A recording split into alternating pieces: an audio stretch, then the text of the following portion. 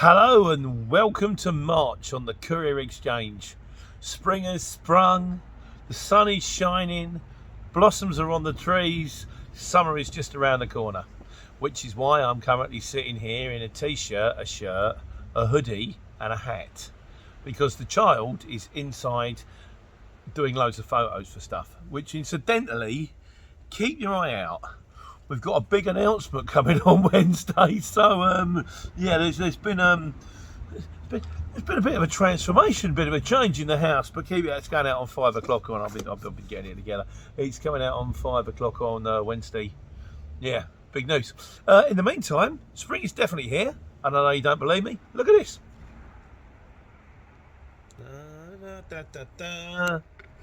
I made that cuttings. I went round all last week and cut all the bits I was out for an entire day. I love my garden. I never thought I would, just tidying up and trimming and cutting. See all these? They'll be dead by this time next week. I'm absolutely useless when it comes down to stuff, but we work on what we call the Burt Price School of Gardening. It'll live or it'll die. I'll do one on that one day. Yeah, it's a bit of a week. As normal, kind of been an interesting one. Tiffy, you asked for like days in the life. Well, I did Pinewood Studios on Wednesday. That one's going out tomorrow, so keep your nose. Yeah, that one's going out tomorrow evening. Keep your eyes out for that one as well. Me at the film studios. Yeah, it's fine for most of it, and then anyway. But that aside, let's not talk about what's coming.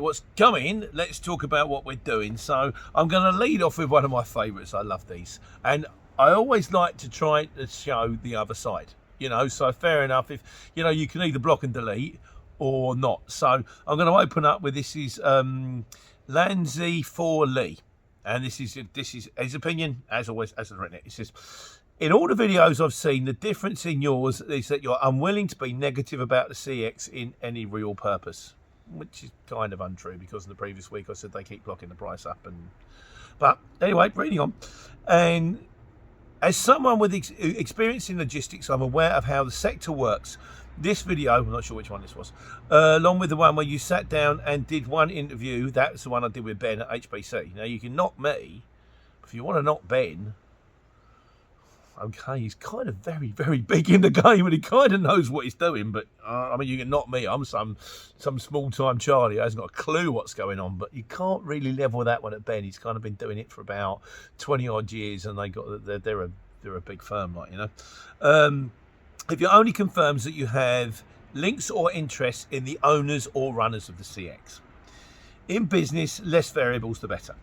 The idea that not knowing what you're doing from one day to the next is a big issue in this sector.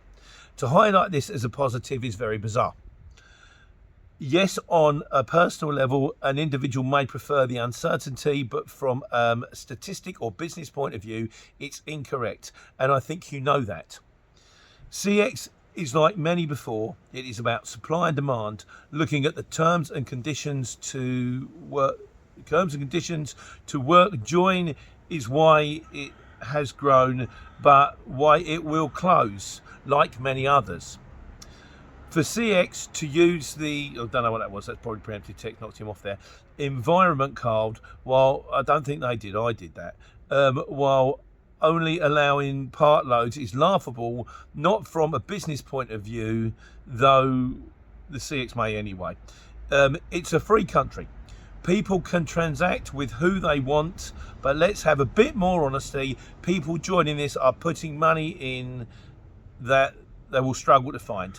My advice, cut out the middleman, do business cards, drive down to your local industrial estates and network, build slowly, then network with other couriers informally. And as usual, my reply is what it is in situations like this. Okay. Right. McNeil93, he says, wish me luck, Pete. I have my Cat C plus E driving test on Thursday, so by the next Q&A I'll either be very happy or crying into my teddy. Thought of the retest is associated with the cost. But Neil, I hope you passed it, mate. Let me know. Go on, let me know. I hope it's a thumbs up. If it's not, mate, don't worry. If you get it wrong, you get it right next time. It'll happen, So it took me 3 goes to pass my driving test. I could drive, just had no confidence. Once I realised that all you needed to do was confident, that was fine. I sailed for my class 2 first time, no problem at all. Right, so videos. One hanging over from last week, poaching on the CX. Paul Slight, he says, thanks mate, appreciate the video. Paul, no problem. He says, I think it was him that asked a question in fairness. Like you said, it's not worth it in the end. I've actually been booked by different shippers to the same place within a few weeks, so these companies usually use numerous shippers. Keep up the good work. It's true, Paul. You'll often see jobs come up on the one that makes me laugh is when you get a customer who thinks he's going to get a better deal by going to 3 or 4 different courier companies to get the best price, and then you see exactly the same job ping up 4 times on the CX. You think all you've done is rate 4 phone calls to go like that, so those will just go like that to the same place anyway. All you've done is cost yourself 3 phone calls in a bit of time, but crack on there, you know. No one knows about the CX. You know, that is one advantage you have. In magic, they used to call it a gimmick. Everybody knows what magicians do, but the trick is to work out when they're doing it. So there's loads of people there that, you know, just don't know about the CX. I mean, you can employ this to your advantage. Van on a Run says, Amazon delivery drivers, wonderful people. I wonder where this, because we talked about on the poaching thing. I wonder where the CX would stand on a legal footing if someone they banned, revoked, or poached for challenge in court. I'm not condoning poaching at all. No, absolutely not. He's a solid man. He does it. He does his own channel, Van on the Run. Please check it out. He's a man on life on the road guy. You know. I just wonder if they can really do anything about it, as it's a free market. The CX people are not daft. They need to put in such rules as potential to give customers insurance their value customer base will say. Yeah, it's right. It's kind of the unwritten law. When I used to work the markets, we used to have an unwritten law that went, if I'm working on a market, you don't come and set up opposite me. So if I'm really busy on Finchley, you don't set your stall up selling the same thing as me on Finchley, because I wouldn't do the same to you on Wilson or something like that. And it's kind of like that. It's kind of in place as an unwritten law. Obviously you could try and enforce it, but it's just the etiquette thing in it really, and as long as it works, brilliant. We also did one on cars on the CX, because I'm going back through my book. I've done a load, I've been clocking them up. I'm actually doing a few, so they're coming out soon. Just catching up all the questions you asked that I kind of fell behind with. There we go, thanks very much, delivered something. Because I kind of got knocked sideways with a truck. But they're coming out. I might have to go like 3 a week just to catch up, but I hope that's okay. Cars on the CX. Daniel P says, hi Pete, the only platform for small vans is Courier Expert. I've never used Courier Expert. I hear that, you know, it's cheap to join, but the amount of jobs on it, not so special. But as someone who's never done it, I can't comment. So guys, you have to do you. I don't know what the score is. That's what Daniel P says. Maybe it works really well with cars. Maybe it doesn't really work with vans and stuff like that. If you know more, please let me know. Lee Westcott says, also, the thing about joining CX in the car is you might not find enough work on the car to be able to pay the annual fee for the CX. That's my fear. I mean, it doesn't take long to get a job money back. You only need to do like 1 or 2 jobs a month to get your job money back. But for the amount of jobs that ping up for the car, you might only get 3 or 4 a month, in which case it's not worth the grief, is it? I wouldn't bother. I don't think it's the way forward. Neptune Courier says, hi Pete. He says, now this is quite good because we've actually got the stats on this one. He says, I've done 400 jobs on the CX now, and 20 of them were listed as car jobs. That actually sounds quite high to me. But again, at 400 jobs across how long a period, like I say, I still don't think it's ideal for it's not an ideal car platform. Cov Logistics says, a lot of companies won't let you on site if it's not a van or a truck. Amazon will not let cars, SUVs, Jeeps on site. Has to be a van or a truck. Now I'm assuming that that's if you're doing the relay, because the relay is vans, but I know they do the flex, and I know that flex comes up in cars. If anyone is out there doing the relay, doing the flex, can you let me know a little bit more about it? Because it helps. We've got a multi-drop monthly coming up, which is going to tie in with the circuit channel, or the people who sort of who also sponsor my channel. I do videos. Well, they don't sponsor my channel, but I do videos for them and they pay me. And that's much more that way, and I'd love to get in touch with a load of you guys doing the Amazon, doing the Flex, doing the Hermes. We can maybe push the questions over there a little bit, and we can actually try and do what we do on that channel, what we do on this channel, help people, which is always the plan. So, and also they pay me, which means it helps me, but by helping me, I get to do this, which hopefully helps other people. Van on the Run again says, it's now this is not quite related to the cars, but I tone it in on this bit as well because it's to do with bikes. He says, I'm a bit late watching the video. He said I started doing this. He started doing his deliveries, the bottom rung of the ladder, doing the Uber Eats and the Deliveroo on a bicycle. He said, I used to do bicycle races back in the day, so it's good training. Because the more you ride the bike, the quicker you get, presumably. Lots of people doing food deliveries cars are registered as being on bikes. So almost certainly they don't have the correct vehicle insurance. I used to get customers saying to me, oh, you're actually on a bike. When it says on the app they turn up, they usually turn up in cars. The government needs to set up an auto-based system that covers all zone. Oh, and and also that's something on zone charges nationwide. That's something different. It's hard to keep track of it. Oh, yes, it is, my friend. So the cars and bikes thing, again, not really my scene. I kind of started in the Luton van and moved up to, I'm in an 18 tonne now. Luton, 7.5 tonne, 18 tonne, slowly working my way up through the system. I am going to be in a 747 by the end of it. Or a spaceship, space rocket, that'd be nice. Or a nuclear submarine. My cousin Daniel has driven a nuclear submarine. He's a cameraman. It's another story. But yeah, I know very little about it, but that's your take on it all, and as usual, I'm grateful. All right, so we've done one this week. Also, on should you include the charges when you're bidding for a job. And I always say, from a shipper's point of view, they kind of want a one-stop shop. They want to know the price, and that's the price you charge. Not, there's a price, oh yeah, but did you not see that I put in the notes £12.50? It just complicates things for everybody, you know. James Bertrand says, just cover yourselves and do your calculations wisely. Bottom line, you're in it to make money and you make profit. And you're dead right, James. But the thing is with the CX jobs is sometimes you've got to be in there quick. You think by the time you've worked out, how much are my miles? What's the zone charge? Let me just check, is it in the zone? Oh yeah, no, it's not in the zone. And then you go to quote it and it's sold. So sometimes you have to go wham. What I would say in those situations is overquote. So if you think it's in the zone, overquote. Then quickly check to see if it is in the zone, and if it's not in the zone, then quickly put in a slightly cheaper quote if you feel that way inclined. Because there's a possibility that you overquote, and this has happened to me before, and in the time it's taken me to work out that it wasn't in the zone, they've run me back and accepted the quote anyway. So I got the overquote, which is always nice. Bit of extra cheddar cheese for people. Nigel Rainbird said, it's an interesting subject. He says, I have a Euro 6. He says, yes, Euro 6 vans. He says, my van's a year old. I only ever put the congestion charge and never the ULEZ because that's the advantage we have over Euro 5s. Our quotes are lower, and I reckon shippers know this by your registration plate. You start piling everything on, you'll never win a bid. Maybe. It all depends, mate. I mean, it's up to you. Or maybe you're underbidding. You could at least bid half. You could go, well, everyone else is going to have to put an extra 15 quid for the ULEZ charge. Well, I'll add on another fiver, another £7.50. Stuff mounts up, but you do you at the end of the day. You know what you will work out how many bids you're winning. And I say if you're winning 66, in my book, you want to be winning 65% of the bids. Some people go, I want to be winning 20% of the bids, but I want them bids to be bomb, you know? So it depends how you do you. This is the thing, I ain't telling anybody how to do their job. All I've ever done is tell people how I've done my job and passed on the information from the people that know better than me.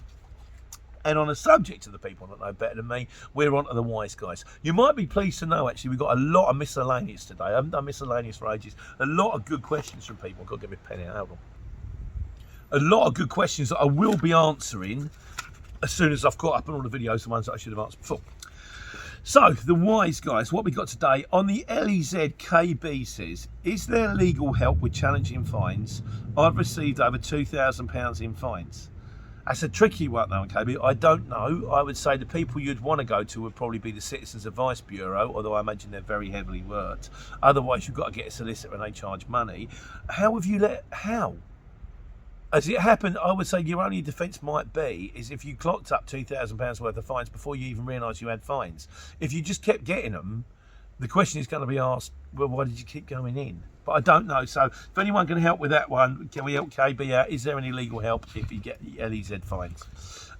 Nick, also the urban trucker, said, hi Pete, on the O licence questions, I hear they're looking to set up a skip hire firm. To answer that question properly, I would need more information, as the movement of waste can be very different to normal road haulage. For example, are they a sole trader, a limited company? Are they collecting or delivering their own skips or moving other people's? He has done a large amount. If you want to go, the guys who asked about setting up a skip hire firm, if you go to the comment under Nick the Urban Trucker, But what I've done, because I thought it was very invaluable, I printed it out, Nick, and I'm going to do a video on it separately on how to set up a skip hire firm in case anyone, thinks of doing it, and they can just go straight to the video. It's all good, isn't it? All helps. Patrick McNichols says, Pete, regarding a 7.5 tonne, I'm thinking of moving up from a Luton van. I've been looking at an Iveco 7.2 tonne as the DAF 7.5 is much different on the loading bed. How would you rate the DAF than the Iveco? I had an Iveco. My first truck was an Iveco. Shirley was an Iveco. 7.2 to 7.5 might not be an issue. The only problem is when you're driving a 7.5 tonne truck, your load isn't that heavy. My truck weighed in with a full tank of AdBlue and a full tank of gas at 5.2. You could probably, maybe round it off because when them weight bridges aren't always that exact. I'd say my truck was 5 tonne, so I could carry 2.5 tonne. If you've got a truck that can carry 7.2 and your truck weighs 5.2, you can only carry 2 tonne. It's starting to get not too far off Luton weight, in which case you can think, why do I bother? Unless you're thinking more along the lines of the capacity on the bed. And if you're thinking along the capacity of the bed, my truck was 6 metre bed. I'd be curious to know if the 7.2 has only got are we talking about one of them kind of Luton-y lorries that's only got a 5 metre bed or a 4 metre bed? In which case, if you're going to go for the O licence, quite frankly, I'd go for the DAF. I think what you're getting is an uprated Luton van, and you get that a lot on the CX as well, where they go, we want a real 7.5 tonne, not a Mitsubishi or an Isuzu or an Iveco. I have been at a site before where they booked a 7.5 tonne. The guy turned up in a 5 tonne 7.2 Iveco van, which I assume is what you're talking about, and they just went, see you later. They ain't coming on here. So that's my personal opinion, Patrick. I think I need a little bit more information, maybe. If we're talking about one of those kind of post office-y type extended Lutons, in my personal opinion, and also from your own personal comfort from driving, I definitely would go for the DAF, for the big one. It's just nicer, higher driving position, more space in the cab, more control of the roads. People move out your way a little bit more. If you're in a 7.5 tonne, not as much as they do when you're an 18 tonne. I've now discovered they just go whoa, unless they're driving Arctics, in which case they look at you like you're a paper plane. Anyway, enough of that one. A bit more information, mate, please. But I would say, if it's one of those kind of upgraded Luton-y type vans, do yourself a favour, get yourself an Iveco or a DAF or a Merc, but a proper 7.5 tonne. Trucks. Godzilla's says, he's on the licensing. We're on the O licensing here. He said, if you apply for 2 new credit cards from some of the higher interest companies, expect this to cover the amount. I think to get a truck you need 8.2 or 8.4k. So if you can get 2 credit cards for about £5,000 on each, brilliant. And if they've got the high interest, it doesn't matter as long as you never use the cards. Just show them. You've got to have them for about 2-3 months, I think. Someone will tell me this in a minute. Just lock them in a drawer. There you go. That's in case of emergency. Break glass. I've got the money should something terrible go wrong. This is another thing that surprises me. And I'm sure it's to do with the fact that people run new lorries. But they're saying that if you're running a vehicle, you need at least £8,400 in the bank. Now, bear in mind the fact the last vehicle I bought outright cost me £8,400. £8,400 seems a lot for a repair bill. But then I suppose the argument is if you decide to run a truck that's 120k and something goes wrong, you might need that £8,000 or so to repair it. So I guess that's the argument. He said, it goes on to say, it's not a good way, to be frank. They prefer to see cash in the bank. But if you have a mixture of cash and also cards, that's a better place. So try and get as much money as you can behind you. Try and get as much money in the bank as you can. What you can't, you can cover with credit, an overdraft facility perhaps, or a business overdraft, or cards. And then hopefully as things progress, you can get more and more dough behind you. Dale Steele says, from memory, and he's a guy I think he said, it's cash in the bank. The money has to be there for a minimum of 3 months without dropping below the threshold. So you're better off using credit facilities. I suppose however you do it is how you do it. W338Y1, that's a droid's name. It's to do with tacho calibration. When you take it for it's to do with the fact that it's to do with mine goes on to bed. I've got used to the fact that now if I turn the ignition off, the bed flashes 3 times and then goes on to bed. So even if you set it to hammers, then you turn the ignition off, it reverts back to bed. So now I know what I have to do with my tacho. Turn the key off, The only problem is sometimes you can't see the light. The light goes orange when you turn the key. So you turn the key off, set it to hammers, you turn the engine off, turn it on so you can see the display, set it to hammers, and then when you turn it off, it goes to bed. Now I know this, I just go like this.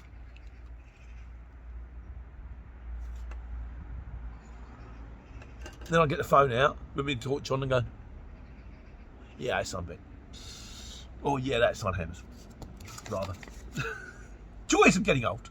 When you get old, you can do gardening. Not dead yet.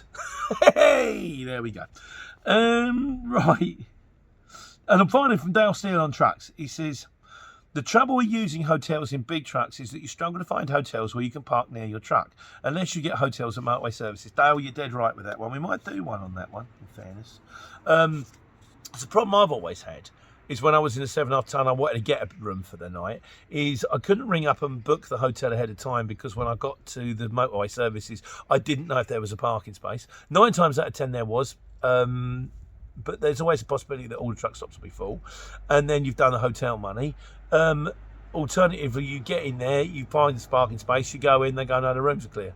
So then you've got to go on to the next one. It's a bit of a pain, and you can't book any old. I've even tried doing the Google Maps thing, doing any old Tom, Dick and Harry travel lodge, but some of them you turn up to and you go, well, there's nowhere to park a lorry here, is there? And particularly now I'm in the bigger one, in 7.5 ton, not so bad. I could almost sneak that into the corner of their car park, but now it's getting a little bit silly, like, you know. So, but mate, you are dead right, that is a problem. The solutions, please, wise guys. What do we do about this one? Sleep in your lorry, presumably. Get a nice big luxury lorry, just sleep in that, no problem. And now, miscellaneous. So there was a lot of miscellaneous this week, so away we go. Luna LTD says, hi Pete, hope you're well. I'm lovely, thank you very much, Luna. He says, so basically, I'm joining up with the CX.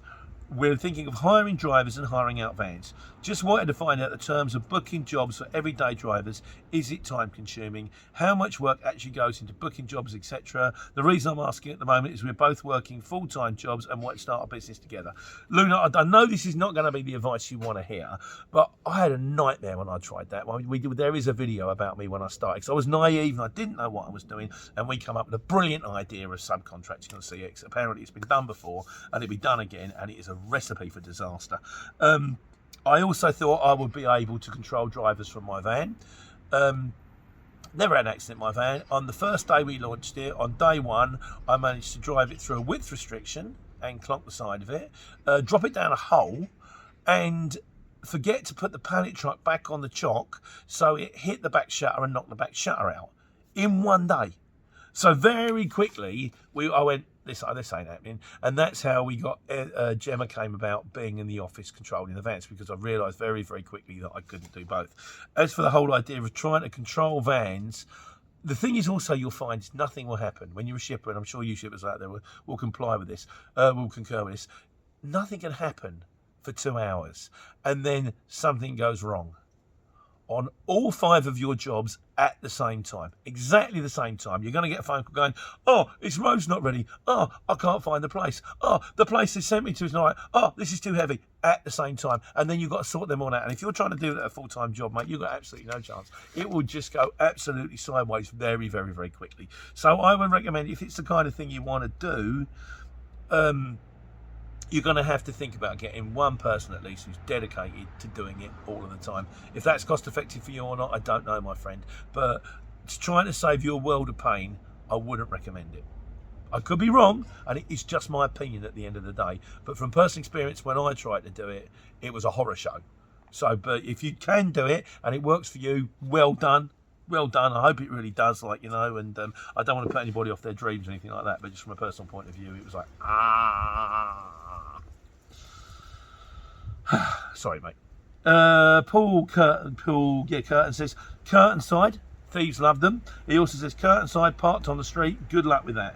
My advice to that, Paul, would be, well, obviously, if it's a lorry, it ain't parked on the street because you need an off-road parking space. But I always say get a Luton with a curtain side. The way around that is just leave the back door open. Don't lock it. There's no point locking a curtain side, because all they're going to do is get a Stanley knife and go like that to see what's in it. Little, oh, no, nothing in there. Don't lock it. Leave the back door open. All the worst thing's going to happen is you might lose your pallet truck. You know, you can probably lock your pallet truck down to the bed if you're clever about it. And any drills and straps you got, well, if they go, it's not the end of the world. But that would be what I would say. Leave the back door open. He also says, a Sprinter with 1700 on the clock. In about a year, you'll be looking at some serious repailables. I bought one from new, fine for a while, then they really start to cost and become rust-coloured. Overrated. Okay for continental work, but city multi-drop staff, which pays the best and the most stressful. Transit is for me. I've owned and hired all types of vans. Each to their own, Paul. I love my Sprinter. I bought my Sprinter with around about 150 on the clock. It went on to about 250, lasted me 18 months. I knew at around about 300,000 miles the injectors were going to cause me problems, but that was when I decided to jump into lorries anyway. But from the point of view of driving all day long, I love the Sprinters. They're good vans, they're powerful vans. They've got the boomph.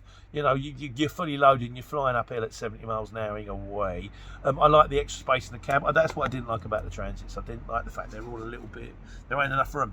I'm 6'1" and I'm not a small geezer, and there ain't a lot of room in Transits, but you do you. Some people do Transits, some people do VWs, some people do Sprinters, some people do Renaults. No one does Renaults. Well, Daniel Garumba, superhero transport manager, he says leave the French to what they're good at, drinking champagne and smoking cigarettes. I didn't say it, he said it. He's Romanian. He's allowed to say these things. But yeah, I mean, it's just personal preference. I've always loved a Sprinter, but you guys do you. If you're a Citroen man, drive a Citroen. I'm not telling anybody what to do. Matthew Smith says, remember, if you're using Delmate with road lords on that, the destination should be bang on accurate. I presume that means that Delmate does integrate with road lords. I don't use Delmate. I find it personally overpriced. I don't do that many drops, so maybe 1 or 2 a day on average, and I've never really struggled to find it. Apparently it is very, very good, but they want it on a subscription, and I'm not prepared to do the subscription that they charge. Maybe I'm doing myself a misservice, I don't know, but I've never really struggled to find a drop that badly, you know, so it's not been an issue for me. But thanks for your advice anyway. D&H says, Pete, I'm running a couple of 7.5 ton lorries on the CX. I would run into problems with customers if I had cabs and back doors. Would I run into problems with customers if I had cabs or back doors sign written? The CX prefers plain vans. Everybody prefers plain vans because you're going in as them. So if I book you as part of Vango Transport, I want you to turn up and everyone to think you're Vango Transport, not your D&H Couriers, because it's got D&H Couriers written all over the side of the van. Having said that, most people you pick up from don't give a toss. They don't read the side of the van, although I have noticed that I'm now driving an 18-ton truck with palletways written all over the side of it because the curtain's got palletways on it. I get a lot of time you go and they go, it's palletways. It's written on the side of the lorry, so they think I'm palletways. Again, something that superhero transport manager Daniel pointed out. He said, if you plaster it all over your van, doesn't get you any more work, just buys you a load of grief. All you get is phone calls going, I saw your driver going down the street and he cut me up. Your driver parked on a corner and I was trying to get my cat out. You know, that kind of thing. You can do it. You can do magnetic signs. I don't know how much more work you'll get from sign writing your van. I don't know how much. In comparison to work versus grief, I reckon it's going to be a lot more grief comparison to work. But again, Dean, you do you. I would say the only time you really want to focus on getting your van sign written is if you actually start getting your own end user customers on a regular basis and you've got a van going in there every morning. Then it might be nice to have a nice van and they see Paul and he turns up in the van with the sign writing. He's got his own mug. He has a chat with the management, has a chat with the work staff. They put the pallet in. Paul goes off. They wave him goodbye. Everything's lovely. Otherwise, I wouldn't muck about. But I have done a video on the sign written signs on the CX. It's up to you, mate. It's up to you. Lee Westcott again says, I wonder what it would be like for us drivers if backload platforms disappeared. It's an interesting question, Lee, and it's got me thinking. You know, because we are kind of dependent on them as much as and they also depend on us. Symbiosis, that is. But I have thought what would happen, and little star there. Do a video on that one, Lee. I'll get you out on that, and I'll give that some thought. Get that ponder. Bills says, if fuel goes up to £2 a litre, what will happen on the CX? We will charge more money, Bills. My mate Ian, I was speaking to Ian, the shipper, who was up the road this morning when we were doing because we do the maintenance on checks every Saturday, do the checks and all that kind of stuff. I've got 2 going through it today on their PPIs, PPMs, PPIs, annual check thing. Post, it's called pre-something check or something. That's actually what PPM stands for, pre-something check or something. And if you look it up on the internet and it tells you something different, they're lying. Because I'm official and I know it stands for pre-something check or something. Yeah. I know, a bloke at the pub told me. He's already turned around to his customer and said, right, it's going to cost you more money. And they've gone, okay. The fuel's gone up with 10p a litre. It's 10p a litre because of the nightmare that's happening out there. I feel so sorry for him. It's horrible. Yeah. So that's what's going to happen when you have to charge more money. If you don't charge more money, you're just going to end up not earning any money. And if you don't earn any money, well, conveyor belt of fools, isn't it? Right, Florian Tanassi says, hi Pete, likes videos, thanks Florian. I'm thinking of joining the CX. I have a short wheelbase. I don't have a limited company yet. Is this a problem? No, it's not a problem. I joined, in fact, I think we are still sole traders because we've still got that issue result with the fact that if we go limited, it mucks around with our operator's license. So at the moment, we're kind of focusing more on getting the lorries on the road than we are changing to limited, which is going to cost me more money on tax. But from your personal point of view, if you're a sole trader, if you're just like me when I started, just van and all that, you're probably better off just going sole trader. Tell the CX you want the most basic package possible. You're not limited. You'll get you want the cheapest package they do for as little time as possible. That was what I would recommend. Dale Steele says, here's a question, Pedro. Hello, Dale. Calling me Pedro now. I'm not the first time I've been called Pedro before. My mum and dad used to live in Spain, bless them. You've been sent to... Right, so you've been sent to pick up 2 pallets, but when you arrive, there's 4. The weight isn't much of an issue, but what do? Do you charge more for the extra 2 pallets or just accept it within the weight limit? The short answer is I probably would just take it. In fact, I did on Friday and then came unstuck because when I got to drop it off, they went, oh, there's more than we thought there was. We're going to have to find room to put this. And then rather than getting tipped in 20 minutes, I was there for an hour in Derby at 5 o'clock on a Friday afternoon. I got home at 8. I started at 8. I just went everywhere on Friday. But again, I think another video with a bit more detail on would probably be a good idea on that one, Dale. But thanks for the question anyway. Christopher Wall says, hi Pete. How much mileage do you plan over a year, month, week, or do you adjust PPM depending on what you're doing that day? Thanks for the videos. I just adjust on what I'm doing that day. I've got I have price structures in my head. I know how much I want as a minimum price. I know how much ideally I would want as a per mile going out, and I know how much it costs me and all that kind of stuff. And I quote accordingly. And at the end of the day, the way I've always found in business is if at the end of, when you finish at the end of the year and you work out, you pay all your bills and you've got money left in your hand, you're winning. I've not been the most analytic, clever. Al's much more switched on when it comes down to all this kind of the minutiae of the plan. I'm very much a kind of fly-by-night, wide boy, small-time Charlie who just goes, well, I'll do it for that. And so far I haven't come unstuck, which I think pretty much everybody agree with is more luck than judgment. But hey, long may it continue. Drop my pen. Josh Hutchinson says, hi Pete, been doing this a year now.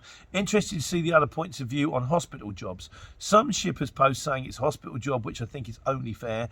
Some people live with vulnerable people, so they don't want to set foot during one of these COVID times. And you don't know until after you've accepted the job. Do you think the CX should make it compulsory for what the shipper to say so? I do.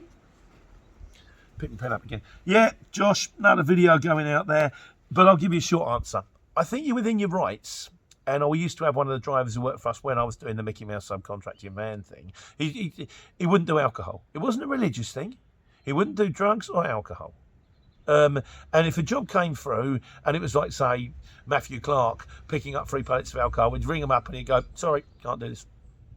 So, well, what do you mean you can't do it? You've accepted it. So, yeah, it's alcohol, not doing it. Oh, yeah, but you've already accepted the job. Don't care. Not doing alcohol. you can cancel it, or you can wait for me to turn up, which I won't do. And in the end, they go, oh, I'll repost it then. But I don't think there's anything wrong with that. We're all moral. Like you say, if you can't go into hospital because you've got dependent people, you know, you never said it was hospital. You never said it was a treatment centre. I can't go there. And that is the problem with CX. In fact, you don't know where you're going. But also, one of the major advantages too, as what's his name said at the beginning, I can't even bother to go back to it. But no, that's one thing I quite like, is the fact it keeps life differently. Moving concrete blocks around a film studio. Stay tuned for Monday night's video. It wasn't that bad. And finally, official tricky. He said, Pete, I've got a question about delivery notes. Where do you get them from? I get them from Amazon, because delivery drivers deliver them, and delivery drivers are wonderful people. And I use Ocean Pads. Ocean Pads are about £6-7. There is one on there that looks like Ocean Pads, which is about £4-5. And I tried it, and it's okay. It's absolutely fine, but just looks a little bit cheaper. And I know it makes no difference whatsoever, but for my personal preference, my own personal preference, and it is only my personal preference, I find Ocean Pads, if you type in proof of delivery notes onto Amazon, it pings up. It's about 3 or 4. It's about £6-7 for 50 sheets, and they post it within a day or so. Works very well for me, but end of the day, you do you. I've done other ones. I've got some nice ones of Ian, you know, I was speaking about earlier. He gave me a load for free because he'd restructured the way that he manages his drivers, and they were in triplicate, and they had all this extra information. I thought, oh, these look nice, and then realised that I don't need triplicate, and the extra information was just getting on my nerves. So just nice and simple. Ocean Pads, date, time, signature, where's it from, where's it to, that's it. Lovely.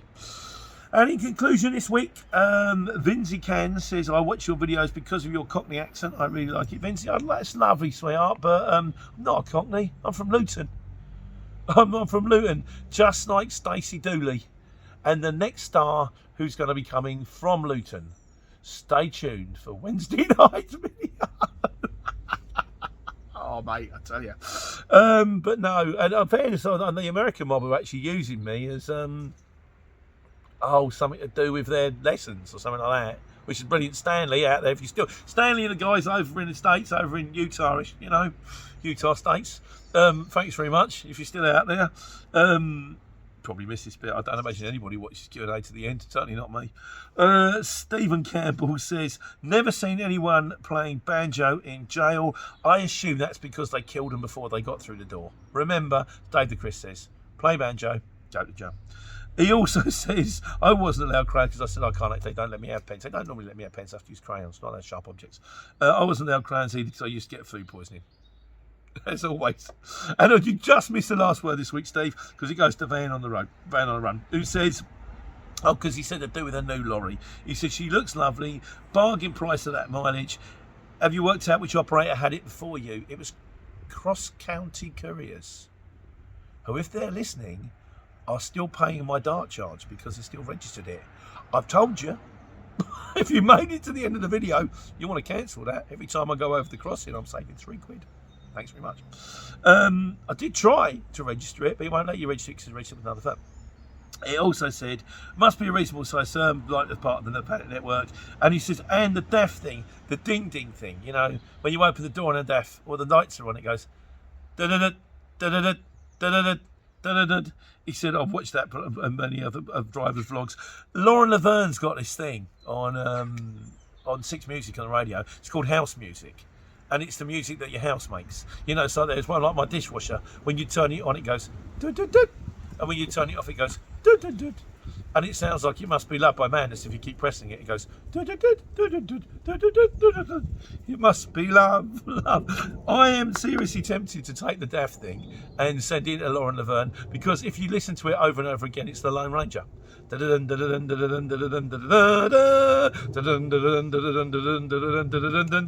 that note, I'm going to go and upload this video. Yeah, hope you're well. Spring! Warm, lovely, sun is shining. I've lost the feeling in my fingers. Hope you're well, guys and girls. Take care. Take money.